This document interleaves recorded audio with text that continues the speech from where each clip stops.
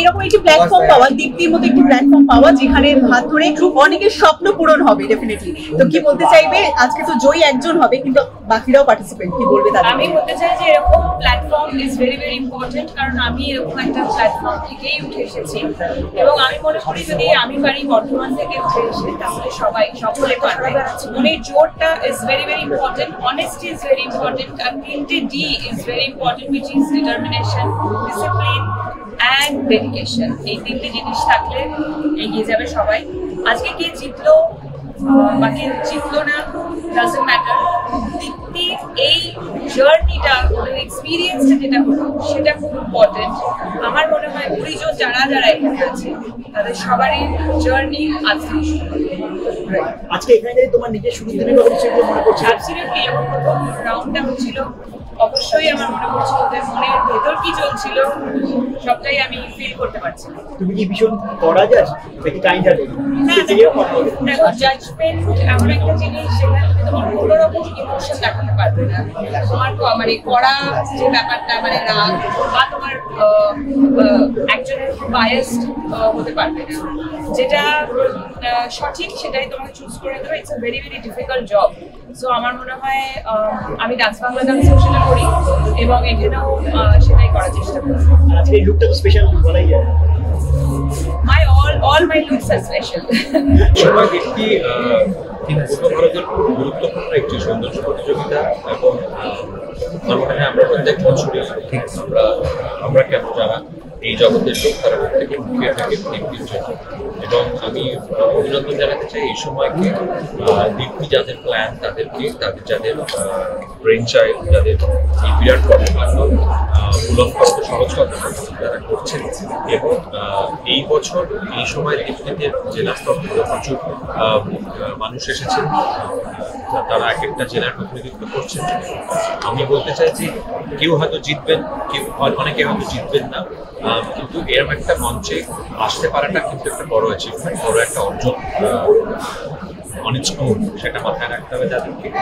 আর তাদেরকে সকলকে আমি মানে আশা রাখবো বা তাদেরকে আমি উইশ করতে চাই যে তারা আগামী দিনগুলোতে এই জগতে আমাদের যে অডিও ভিজুয়াল জগৎ সেখানে তাদেরকে সুপ্রতিষ্ঠিত যেন করতে পারে। দিদি, আজকের এই প্রোগ্রাম তুমি কি বলবে এই সময়? এই সময় মানে আমাদের সবসময় পাশে থাকা, আমাদেরকে সাপোর্ট করা, এন্টারটেনমেন্টের পাশে থাকা। তাই এই সময়ের কাছে আমরা সত্যি অনেক কারণে কৃতজ্ঞ।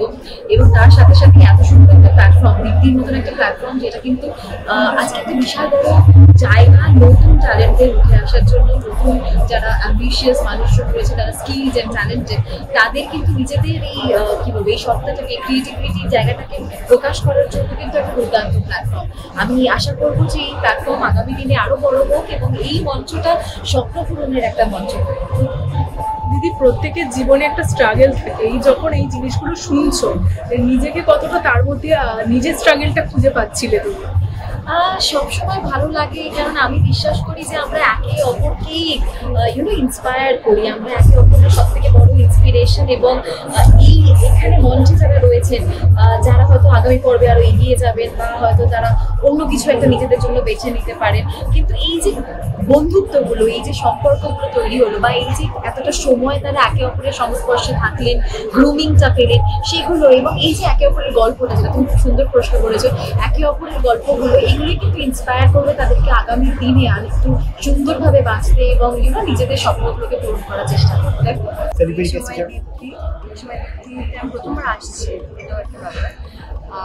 আমি খুবই খুশি। একটু আগে কথা হচ্ছিল যে এইবার এই সময় দীপ্তিতে শুধুমাত্র কলকাতা থেকে সিলেকশন হয়নি, বিভিন্ন জেলা থেকে সিলেকশন হয়েছে। সেটা আমার জন্য খুব মানে আমি শুনে খুব ভালো লেগেছে, কারণ আরও অনেক প্রতিভা এগিয়ে আসবে, আরও লোকজন ইন্টারেস্টেড হবে এরকমভাবে ইভেন্টে পার্ট নেওয়ার জন্য। এবং টপ 20 সিলেক্ট করা হয়েছে, শুধুমাত্র কলকাতা থেকে নয়, বিভিন্ন জায়গা থেকে। আমি খুবই খুশি। আমি চাই তাদের মধ্যে বেস্ট যেহেতু।